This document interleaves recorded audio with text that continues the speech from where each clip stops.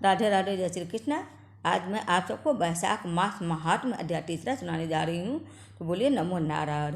इस अध्याय में वैशाख मास में छद्रदान से हेमकांड का उद्धार हुआ, इसके बारे में वर्णन किया गया है। तो नारद जी कहते हैं कि एक समय विदेहराज जनक के घर दोपहर के समय सूर्यदेव नाम से विख्यात एक श्रेष्ठ मुनि जी पधारे, जो वेदों के ज्ञाता थे। उन्हें देखकर राजा बड़े उल्लास के साथ उठकर खड़े हो गए और मधुपर्क आदि सामग्रियों से उनकी विधि पूर्वक से पूजा करके राजा ने उनके चरोदक को अपने मस्तक पर धारण किया और इस प्रकार से स्वागत सत्कार करने के पश्चात जब वो आसन पर विराजमान हुए, तब विदेहराज के प्रश्न के अनुसार वैशाख मास के महात्म का वर्णन करते हुए वे इस प्रकार से बोले। सूर्यदेव जी ने कहा, हे राजन, जो लोग वैशाख मास में धूप से संतप्त होने वाले महात्मा पुरुषों के ऊपर छाता लगाते हैं, उन्हें अनंतपुर की प्राप्ति होती है। इस विषय में एक प्राचीन इतिहास का उदाहरण दिया करते हैं। पहले वंग देश में हेमकांत नाम से विख्यात एक राजा हो गए हैं। वो कुशकेतु के पुत्र, परम बुद्धिमान और शस्त्रधारियों में श्रेष्ठ थे। एक दिन वे शिकार खेलने में आसक्त होकर वह गहन वन में जा घुसा। वहाँ अनेक प्रकार के मृग और वराह आदि जंतुओं को मारकर जब वो बहुत थक गए, तब दोपहर के समय में मुनियों के आश्रम पर आए। और उस समय आश्रम पर उत्तम व्रत का पालन करने वाले शतर्षि नामक वाले ऋषि समाधि लगाए बैठे थे, जिन्हें बाहर के कार्यों का कुछ भी भान नहीं होता था।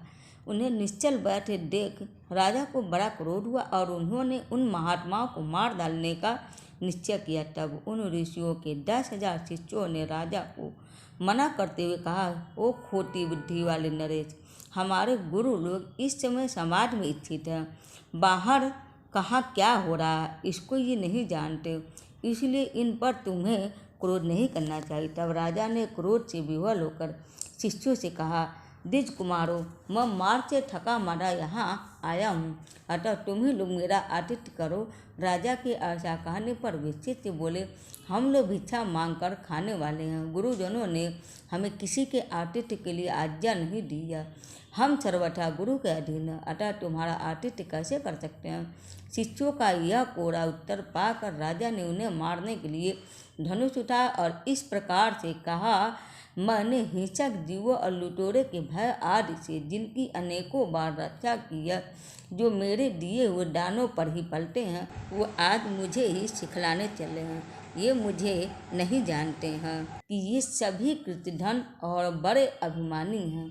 इन आततियों को मार डालने पर भी मुझे कोई दोष नहीं लगेगा। ऐसा कहकर वो कुपित ही धनुष से बार छोड़ने लगे और बेचारे शिष्य आश्रम छोड़कर भय से भाग चले।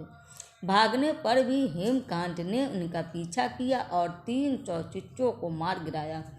शिष्यों के भाग जाने पर आश्रम पर जो कुछ सामग्री थी उसे राजा के पापात्मा सैनिकों ने लूट लिया और राजा के अनुमोदन से ही उन्होंने वहाँ इच्छानुसार भोजन किया। तत्पश्चात दिन बीतते बीतते राजा सेना के साथ अपनी पुरी में आ गए।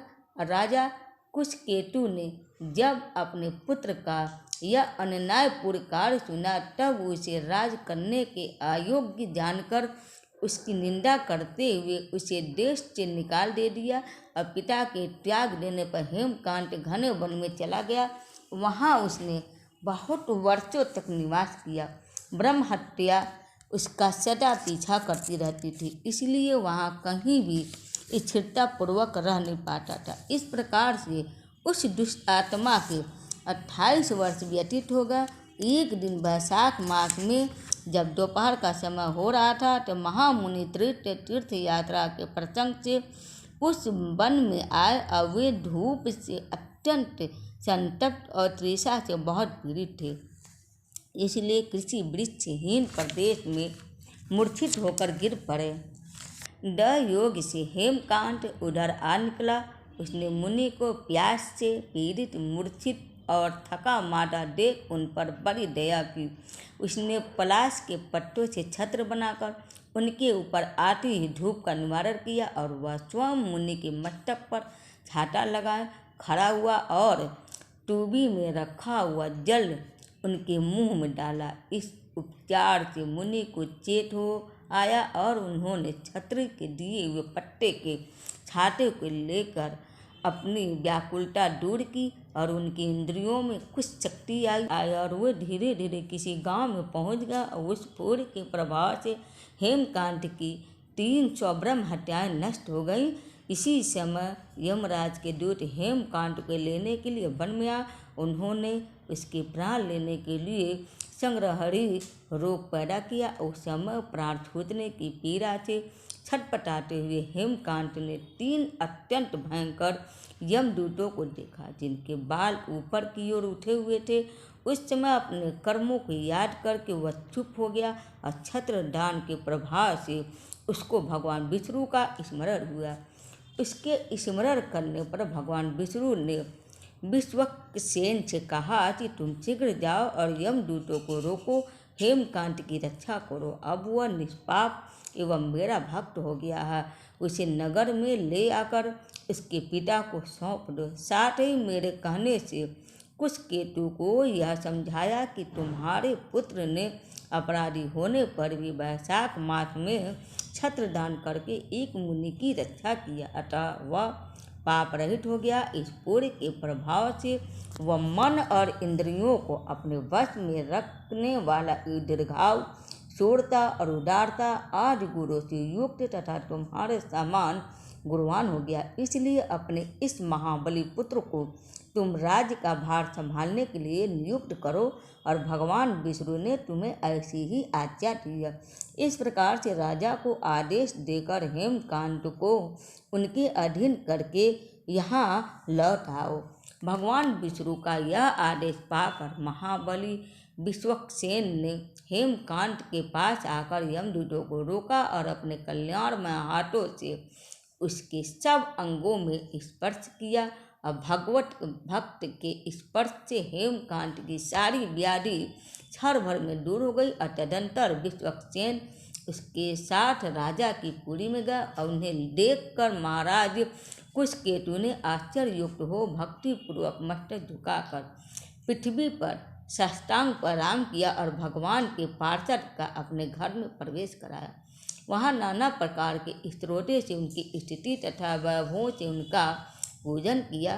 तत्पश्चात महाबली विश्वक्सेन ने अत्यंत प्रसन्न होकर राजा को हेमकांत के विषय में भगवान विष्णु ने जो संदेश दिया था वह सब कह सुनाया। उसे सुनकर कुशकेतु ने पुत्र को रात पर बिछा दिया और स्वयं विश्वक्सेन की आज्ञा लेकर उन्होंने पत्नी सहित वन को प्रस्थान किया। तदंतर महामना विश्वक्सेन हेमकांत से पूछकर और उसकी प्रशंसा करके श्वेत द्वीप में भगवान विष्णु के समीप चले गए, और तब से राजा हेमकांत वैशाख मास में बताए हुए भगवान की प्रसन्नता को बढ़ाने वाले शुभ धर्मों का प्रतिवर्ष पालन करने लगे।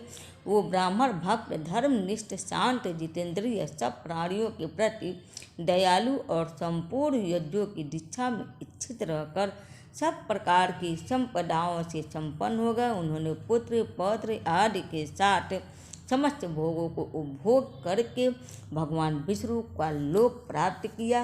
वैशाख सुख से साध्य अतिशय पूर्व प्रदान करने वाला है। पाप रूपी ईंधन को अग्नि की भांति जलाने वाला, परम सुलभ तथा धर्म, अर्थ, काम, मोक्ष चारों पुरुषार्थों को देने वाला है।